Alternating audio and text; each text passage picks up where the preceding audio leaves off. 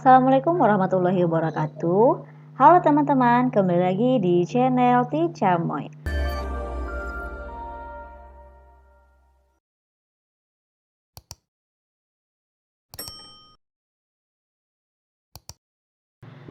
Oke teman-teman, kita lihat pengumuman dari Menteri Pendayagunaan Aparatur Negara dan Reformasi Birokrasi Republik Indonesia atau Menpan RB yang baru dirilis pada tanggal 30 Oktober 2023. Nah, pengumumannya mengenai materi pokok soal seleksi kompetensi teknis dengan CAT untuk seleksi pengadaan P3K tahun anggaran 2023.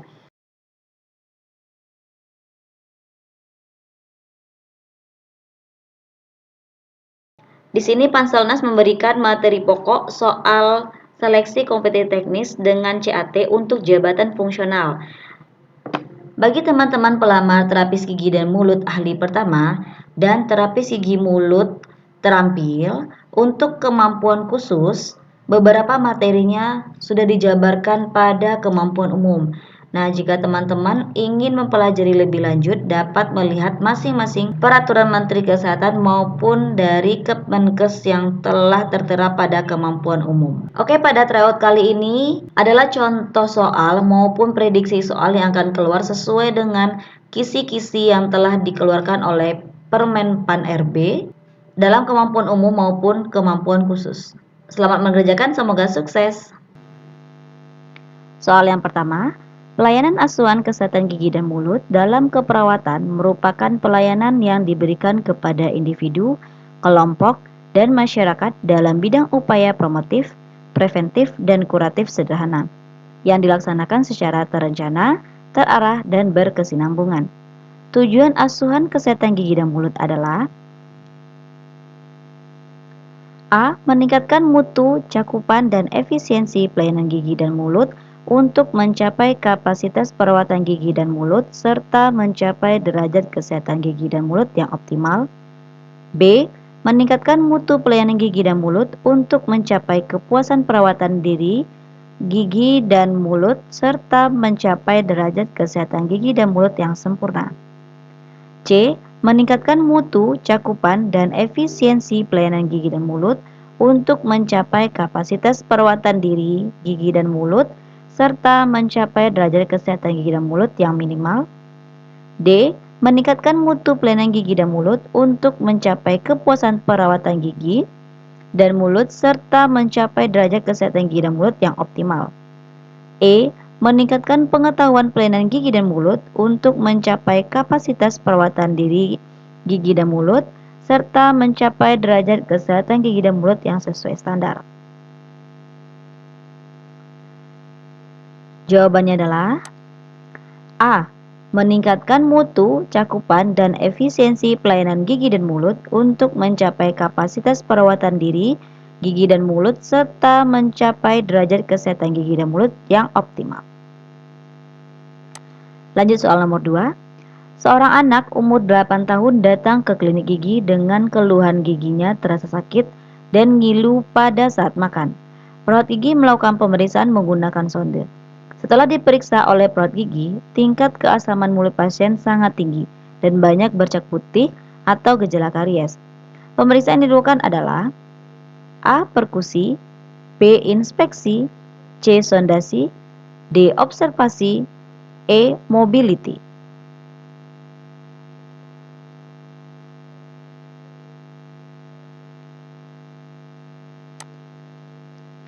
Jawabannya adalah C.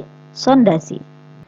Soal yang ketiga, tujuan Automatic Restorative Treatment atau ORT adalah untuk melakukan penempatan pada lubang gigi yang masih dangkal tanpa mengurangi jaringan sehat di sekitar lubang gigi.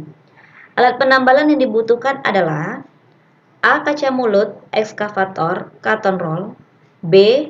Headset, glass plate, Agathe spatule, C. Cotton roll, SIK, D. Bahan tumpatan, Agathe spatule, E. Bane, sonde. Jawabannya adalah B. Headset, glass plate, Agathe spatule.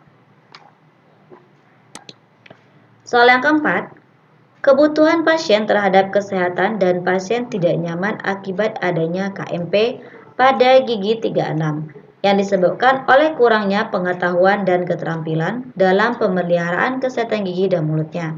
Dengan intervensi perawatan saluran akar, hasil evaluasi yang diharapkan setelah dilakukan asuhan pelayanan kesehatan gigi dan mulut adalah: A. Gigi dapat berfungsi dengan baik. B. Meningkatnya pengetahuan pasien tentang bagaimana cara merawat kesehatan gigi dan mulutnya.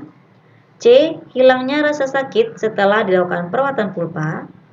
D. Meningkatnya pengetahuan pasien tentang bagaimana cara merawat saluran pulpa. E. Meningkatnya pengetahuan pasien tentang bagaimana prosedur perawatan saluran pulpa.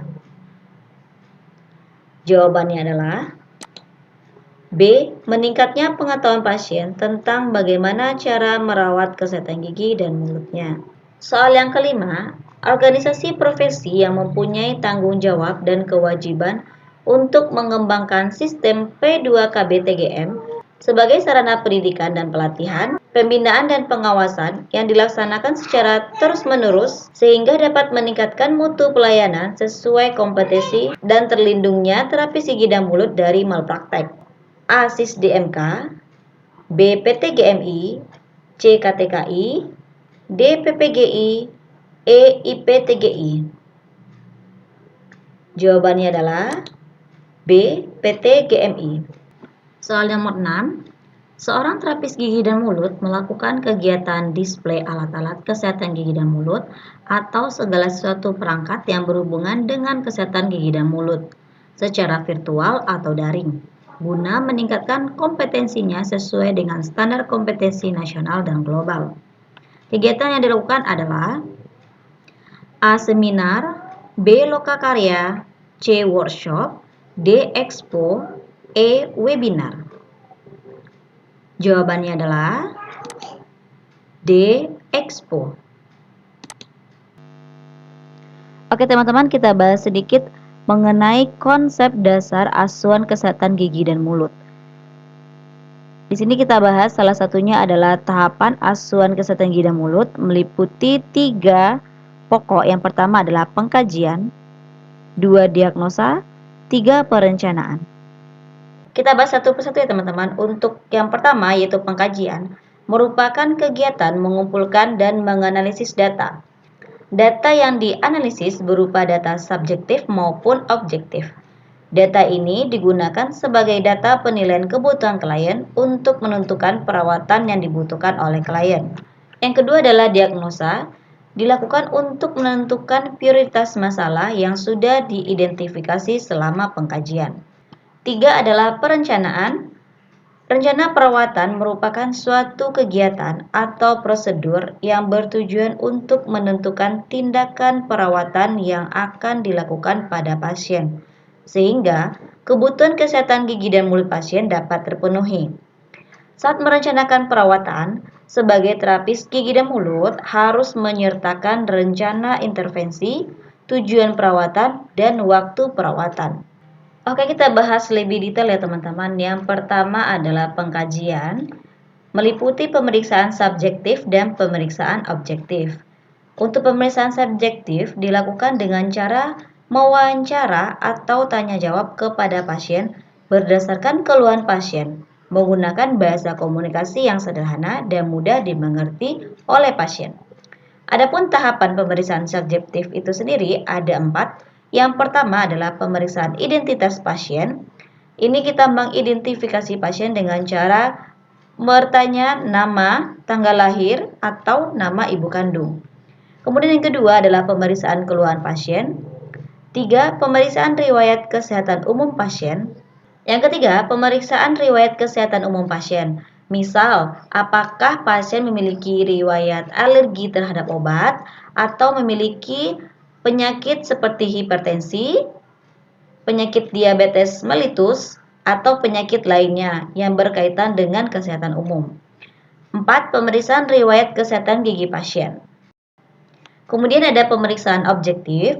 Pemeriksaan objektif ini dilakukan berdasarkan pengamatan dan keaktifan dari operator. Ada beberapa alat yang biasa digunakan untuk melakukan pemeriksaan objektif. Yang pertama adalah kaca mulut, pinset, sonde, ekskavator, periodontal probe, dan formulir HOAIS maupun DMFT atau DEFT. Yang pertama pemeriksaan ekstraoral, ada dua pemeriksaan yaitu pemeriksaan muka pasien dan jaringan limpe. Pemeriksaan muka pasien dilakukan dengan cara inspeksi, melihat apakah mukanya simetris atau asimetris. Yang kedua, jaringan limpe. Pemeriksaan jaringan limpe ini dilakukan dengan cara palpasi pada bagian kanan dan kiri. Saat dilakukan palpasi, apakah pasien merasa sakit atau tidak, serta apakah jaringan limpenya terasa keras atau lunak. Yang kedua, pemeriksaan intraoral meliputi yang pertama pemeriksaan DMFT, dua pemeriksaan status kebersihan gigi dan mulut atau OHIS, tiga pemeriksaan jaringan keras pada gigi. Oke, berdasarkan pengalaman dari tahun ke tahun, SKB perawat gigi ataupun terapis gigi dan mulut maupun P3K, setiap tahun pasti ada keluar soal-soal yang berkaitan dengan pemeriksaan kondisi jaringan keras pada gigi. Oke, kita bahas lebih detail. Yang pertama ada inspeksi, yaitu melakukan pemeriksaan jaringan keras pada gigi tanpa menggunakan alat. Yang kedua, termis dingin. Termis dingin dilakukan untuk melakukan pemeriksaan tingkat sensitivitas pada kavitas gigi yang mengalami kerusakan atau karies dengan menggunakan klor etil yang disemprotkan pada cotton pellet. 3. Sondasi. Pemeriksaan sondasi dilakukan untuk mengetahui respon menggunakan sonde. 4. Perkusi. Pemeriksaan ini dilakukan dengan cara mengetuk jaringan periodontal pada gigi. 5. Mobility. Pemeriksaan mobility ditujukan untuk memeriksa derajat goyang pada gigi. Kita lanjut tahapan asuhan kesehatan gigi dan mulut yang kedua, yaitu diagnosa. Alat yang dibutuhkan adalah alat tulis dan format diagnosa. Diagnosa yang dapat dilakukan atau ditegakkan oleh seorang terapis gigi dan mulut ada 6 diagnosa. Yang pertama kalkulus, white spot, 3 karies, 4 gangren pulpa, 5 gangren radix, 6 bau mulut. Yang ketiga adalah perencanaan. Untuk perencanaan perawatan meliputi kegiatan promotif, preventif, dan kuratif. Kegiatan promotif merupakan pemberian penyuluhan tentang kesehatan gigi dan mulut. Maksud dari kegiatan promotif ini sendiri adalah untuk meningkatkan pengetahuan dan keterampilan baik individu, masyarakat, dan kelompok. Yang kedua, preventif atau tindakan pencegahan. Kegiatan ini bertujuan agar sasaran dapat melaksanakan kegiatan dengan benar dan tepat agar dapat meningkatkan kebersihan gigi dan mulut. Contoh kegiatan preventif adalah kegiatan menggosok gigi massal yang dilakukan bersama-sama dan dipandu oleh instruktur atau perawat gigi. 3 adalah kuratif sederhana, yaitu kegiatan automatic restorative treatment atau ART. Kegiatan kuratif sederhana meliputi penumpatan sederhana yang menggunakan instrumen pada karies gigi yang masih dangkal, tanpa mengurangi jaringan sehat di sekitar lubang gigi. Alat dan bahan yang digunakan untuk tindakan ART, yang pertama ada alat pemeriksaan, meliputi kaca mulut, ekskavator, dan sonde. 2 alat penambalan, yaitu headsets, glass plate, dan agate spatule. Kemudian yang ketiga ada cotton roll dan cotton pellet. 4 bahan tumpatan. Kita lanjut materi yang kedua, yaitu tentang P2KB-TGM. Apa itu P2KB-TGM? Merupakan program pengembangan keprofesian berkelanjutan terapis gigi dan mulut. P2KB ini merupakan upaya peningkatan pengetahuan, sikap, dan keterampilan melalui berbagai jenis kegiatan seperti seminar, workshop, lokakarya, pelatihan, dan lain sebagainya. Dan kegiatan ini harus diikuti oleh terapis gigi dan mulut dalam rangka meningkatkan dan mempertahankan kualitas pelayanan kesehatan bagi masyarakat.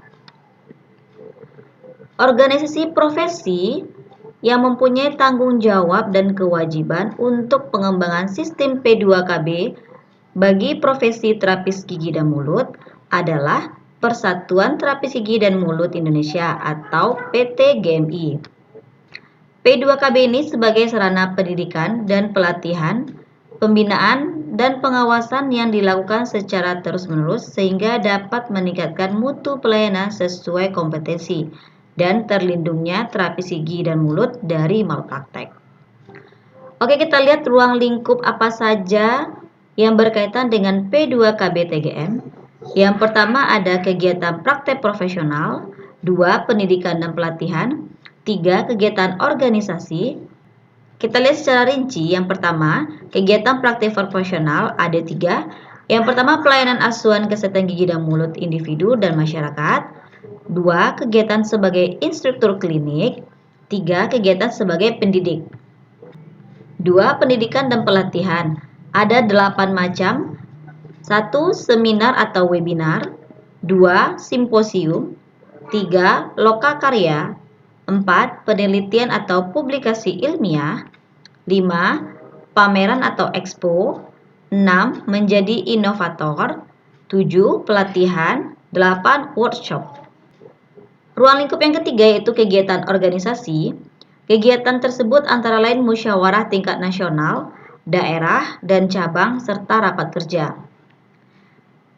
Kemudian ada kegiatan lain yaitu pemilihan terapis gigi dan mulut teladan, serta kegiatan lain yang dapat memberikan kontribusi terhadap organisasi PT GMI dan dapat diukur serta dapat dinilai serta layak untuk diberi nilai SKP. Ruang lingkup selanjutnya adalah pengabdian kepada masyarakat. Pengabdian ini terdiri dari kegiatan pengabdian kepada masyarakat terprogram, kegiatan pengabdian masyarakat insidental.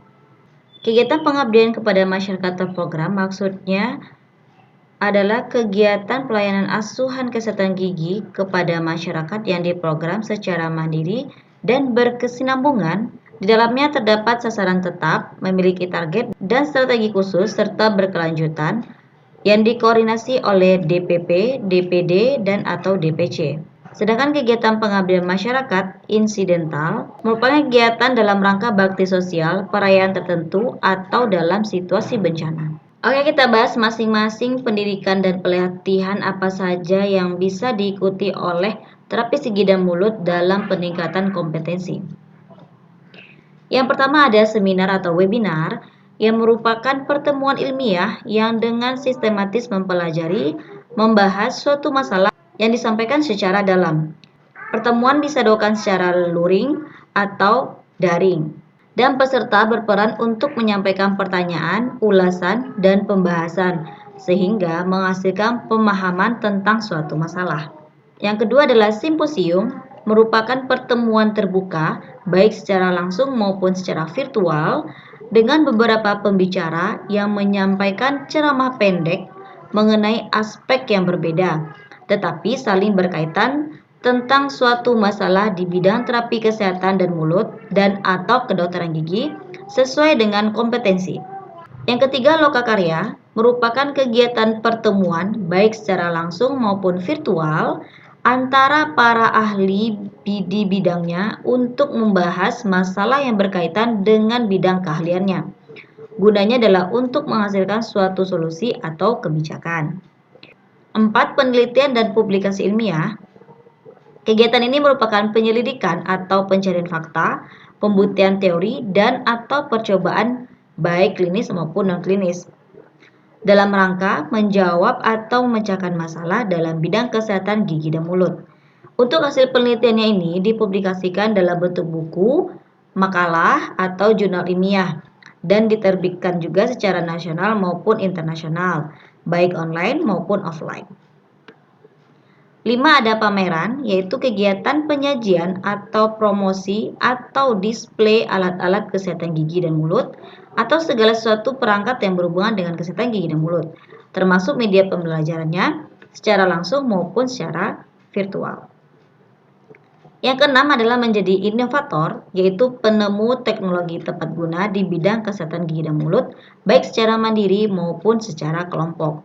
7. Pelatihan merupakan kegiatan meningkatkan pengetahuan secara teori, kualitas praktek keterampilan dan kecakapan di bidang terapis gigi dan mulut, baik secara langsung maupun secara virtual. Kegiatan ini terdiri dari praktek dan teori, minimal 30 jam pelajaran. Kemudian ada workshop, yaitu kegiatan dalam mengikuti pertemuan atau persidangan untuk membahas satu topik terapi gigi atau kedokteran gigi sesuai dengan kompetensi terapis gigi dan mulut. Kegiatan ini berlangsung sekurang-kurangnya 6 jam dalam satu hari. Terima kasih telah menonton video ini, semoga bermanfaat. Selamat belajar, semoga sukses.